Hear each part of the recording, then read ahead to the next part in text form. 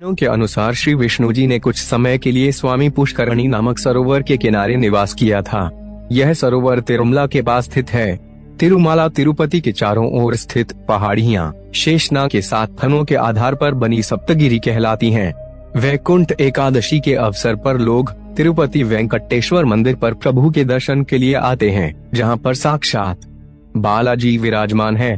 यहाँ आने के पश्चात भक्तों को जन्म मरण के बंधन से मुक्ति मिलती है और उनके सारे पाप धुल जाते हैं। श्री वेंकटेश्वर का प्राचीन मंदिर तिरुपति पहाड़ की 7वीं चोटी वेंकटचला पर स्थित है। यह श्री स्वामी पुष्करणी के दक्षिणी किनारे पर स्थित है।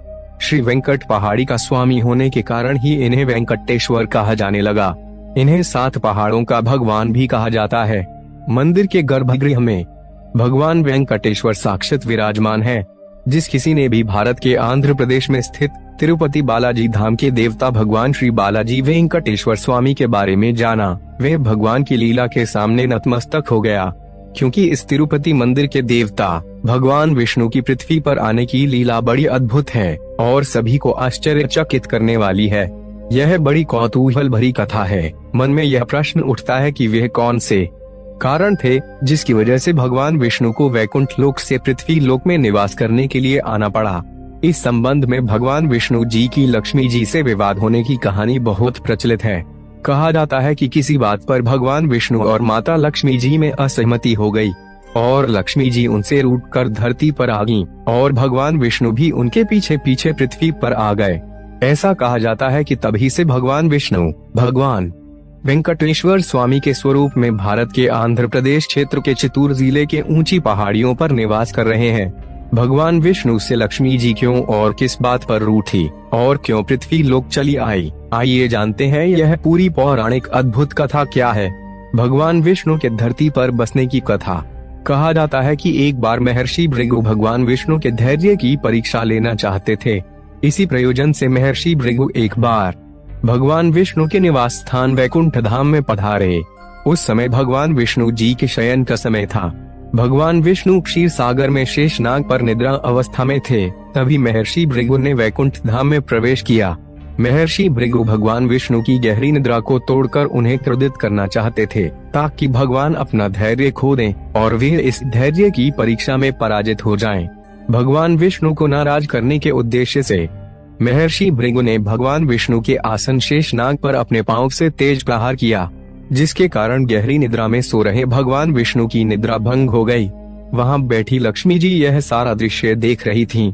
उन्हें महर्षि भृगु का यह स्वभाव अच्छा नहीं लगा। उन्होंने उसी समय भगवान विष्णु से कहा कि वे महर्षि भृगु को इस उदंडता के लिए घोर दंड दें, ताकि महर्षि भृगु को अपने इस कृत्य की सजा मिल सके।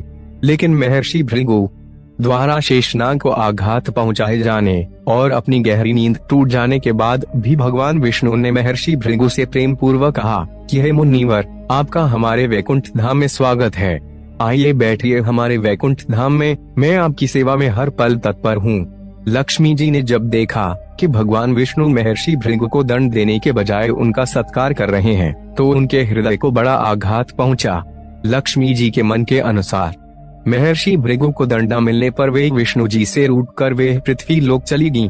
इसके कारण भगवान विष्णु बहुत चिंतित हो गए। फिर उन्होंने अपनी दिव्य दृष्टि से देखा तो पता चला कि लक्ष्मी जी पृथ्वी लोक में पद्मावती के रूप में अवतरित हो गई हैं।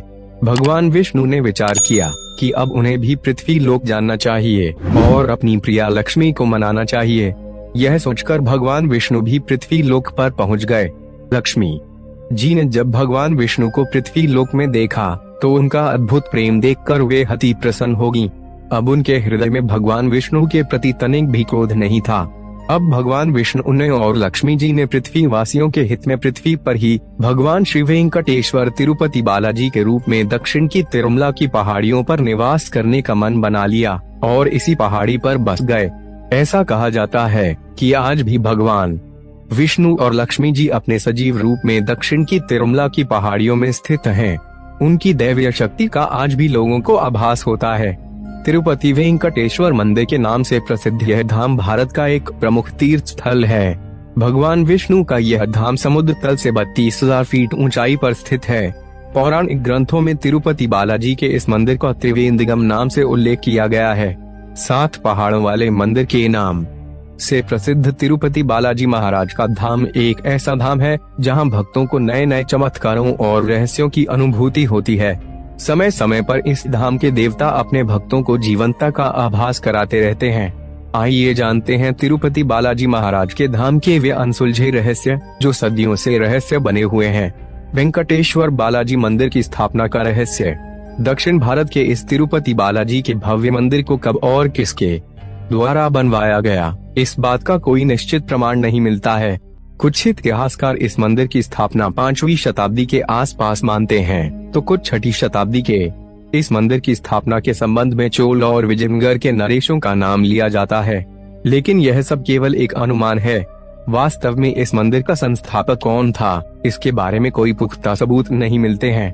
इतिहास बताता है कि इस स्थान को एक समय में कांचीपुरम के राजाओं ने अपने अधिकार में ले लिया था, जिसके बाद इस धाम को भव्य स्वरूप प्रदान किया गया। तत्पश्चात 15वीं सदी में विजयनगर के सम्राटों ने इस बालाजी मंदिर पर अपना आधिपत्य जमा लिया। कहते हैं कि जब विजयनगर के राजाओं ने इस तिरुपति बालाजी मंदिर को सुंदर बनाने के लिए और साज श्रृंगार के लिए इस मंदिर में धन लगाया, तो उन राजाओं के वैभव में 4 गुना वृद्धि हुई। इसके बाद तो यह बात इतिहास प्रसिद्ध हो गई कि इस धाम के प्रभु धन के देवता हैं। तिरुपति बालाजी वे भगवान हैं जो भक्तों के द्वारा स्वयं भी अत्यंत धनवान रहते हैं, अर्थात यहाँ आने वाले भक्तों की तरफ से प्रचुर मात्रा में धन का चढ़ावा आता है। कहा जाता है कि यह तिरुपति बालाजी मंदिर के द्वार की चौखट वे पारस पत्थर है, जिसको स्पर्श करते ही भक्तों के जीवन में धन संपत्ति की वर्षा होने लगती है। ब्रिटिश शासन काल के अंग्रेज शासकों में भी यह तिरुपति बालाजी का धाम प्रमुख आकर्षण का केंद्र बना रहा। ब्रिटिश शासन ने तिरुपति बालाजी मंदिर की देखभाल और देखरेख स्थानीय मठ के महंत को सौंप दिया था। वर्ष 1933 में इस भव्य मंदिर के देखभाल का जिम्मा स्वयं मद्रास सरकार ने ले लिया था। उसी समय से राज्य सरकार तिरुपति बालाजी मंदिर की देखरेख कर रही है। तिरुपति वेंकटेश्वर मंदिर की मूर्ति का रहस्य। कहते हैं कि जब इस तिरुपति बालाजी धाम के भगवान की आरती की जाती है तो भगवान की मूर्ति मुस्कुराती हुई सी प्रतीत होती है। इस मंदिर में भगवान विष्णु की जो मूर्ति दिखाई देती है, उस मूर्ति में लक्ष्मी जी की प्रतिमा भी समाहित है। दरअसल सामने से एक दिखने वाली मूर्ति में भगवान विष्णु के हृदय स्थल पर मां लक्ष्मी विराजमान है। इस मंदिर की मूर्ति अपने आप में अनूठी है। यह मूर्ति कब कहां से इस पावन धाम में आई, इसके बारे में कोई निश्चित जानकारी नहीं मिलती है। ऐसा कहा जाता है कि यहाँ दक्षिण क्षेत्र के पर्वत की चोटी पर भगवान वेंकटेश्वर की मूर्ति स्वयं प्रकट हुई है। तिरुपति बालाजी धाम में समुद्री आवाज का रहस्य। तिरुपति वेंकटेश्वर स्वामी मंदिर समुद्र तल से 32,000 फीट की ऊंचाई पर पहाड़ों पर स्थित है, लेकिन फिर भी इस मंदिर के भगवान की मूर्ति से समुद्र की लहरों की अद्भुत आवाज आती है। कुछ लोगों का कहना है कि इस धाम के देवता भगवान वेंकटेश्वर की मूर्ति समुद्र से ही प्राप्त हुई है। ऐसा भी कहा जाता है कि समुद्र की ध्वनि भगवान विष्णु के वैकुंठ धाम के क्षीर सागर का स्वर है, जहां भगवान विष्णु पहले निवास करते थे। उस समुद्र की लहरें अदृश्य रूप में अपने भगवान विष्णु के साथ रह रही हैं, इसलिए भगवान विष्णु की मूर्ति के आसपास से समंदर की लहरों का स्वर सुनाई देता है। इसी कारण इस मंदिर में भगवान विष्णु का सजीव रूप माना जाता है। मंदिर की छड़ी का रहस्य। इस धाम में तिरुपति वेंकटेश्वर मंदिर के द्वार पर एक छड़ी रखी हुई है। यह छड़ी भक्तों को बहुत आकर्षित करती है। मंदिर की छड़ी के पीछे अनेक पौराणिक कथाएं प्रचलित हैं। कुछ लोगों का कहना है कि भगवान विष्णु जब इस धरती पर लक्ष्मी जी की तलाश करने के लिए आए थे, तब उनके हाथ में यही जादुई छड़ी थी, जो भगवान विष्णु को पृथ्वी पर लक्ष्मी जी का पता बता रही थी। इस धाम में आने पर ऐसा लगता है कि अभी अभी भगवान विष्णु यह जादुई छड़ी द्वार पर रखकर मूर्तिवत हो गए हों। यह छड़ी आज भी इस धाम में भगवान विष्णु के जीवंत होने का प्रमाण दे रहे हैं। इस मंदिर में रखी हुई छड़ी की एक कथा ऐसी भी है कि यह वह छड़ी है जिससे बालाजी को बचपन में चोट लगी थी। ऐसा कहा जाता है बालाजी के चेहरे पर आज भी उस चोट का घाव है, इसीलिए आज भी बालाजी की मूर्ति के चेहरे पर चंदन का लेप लगाया जाता है ताकि उनका वह घाव भर सके। इस तिरुपति बालाजी मंदिर में साज श्रृंगार और प्रसाद आदि के लिए चढ़ाई जाने वाली सामग्री तिरुपति बालाजी के गांव से ही आती है। यह गांव तिरुपति बालाजी मंदिर से लगभग 22 किलोमीटर दूर स्थित है। यह गांव अपने आप में अनोखा है। यह वे गांव है जहां की महिलाएं तिरुपति बालाजी के मंदिर पर चढ़ाई जाने वाले समस्त पूजन सामग्री एवं प्रसाद आदि इसी गांव में बनाती हैं। यह परंपरा कब और कैसे आरंभ हुई, इसका कोई निश्चित प्रमाण नहीं मिलता है, लेकिन इस गांव में किसी बाहरी पुरुष का प्रवेश वर्जित है। कहते हैं कि इस गांव की महिलाएं भगवान विष्णु की परम भक्त हैं। वे सभी भगवान विष्णु के भजन गाते हुए अपने हाथों से तिरुपति बालाजी को चढ़ाने के लिए मिठाई, फूल माला आदि बनाती हैं। तिरुपति बालाजी वह चमत्कारी धाम है जहां के देवता को प्रणाम करने मात्र से आपकी सफलता के द्वार खुलने लगते हैं। इसीलिए कोई भी राजनीतिक नेता चुनाव लड़ने से पूर्व और कोई भी फिल्म अभिनेता अपनी नई फिल्म की शुरुआत करने से पहले इस मंदिर में आकर माथा अवश्य टेकते हैं। ऐसी मान्यता है कि अपने मन की अभिलाषा तुलसी दल अर्पित करते हुए सच्चे मन से मांगने पर इस मंदिर के देवता उसे अवश्य पूरा करते हैं। सबसे अधिक अमीर मंदिर होने का रहस्य, इस मंदिर की अपार श्रद्धा देश विदेश के धनी वर्ग के लोगों को भी अपनी ओर आकर्षित करती है। ऐसा कहा जाता है कि यहाँ आने के बाद इंसान को अपने जीवन में धन की कमी नहीं रहती। इस धाम के देवता के आशीर्वाद के बाद लोगों को धन का लाभ होने लगता है, जिसके बाद भक्तगण अपने धन के लाभ का कुछ हिस्सा तिरुपति बालाजी धाम में चढ़ाने लगे। लोगों ने देखा कि हर वर्ष नियमित रूप से धन चढ़ाने से उनका व्यवसाय दिन दुगनी रात चौगुनी उन्नति करने लगा, जिसके बाद लाखों की संख्या में लोग बालाजी महाराज के परम भक्त बन गए।